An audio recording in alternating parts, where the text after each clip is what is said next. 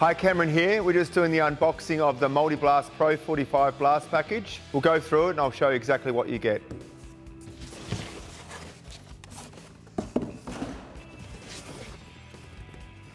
Here's the main blast pot. We've got the filter, that's the helmet filter. There's a hose for the filter and the helmet here is inside. And there's the blast hose and the nozzle. So everything here is supplied. You just need to supply either a hose barb or coupling to connect your bull hose to, and everything's ready to go. So the full package here has got everything ready to go. If you decide to purchase the basic package doesn't include the helmet, the filter, or the hose for the filter and helmet. There's the operator's manual, gives you instructions on the operation of the blast pot.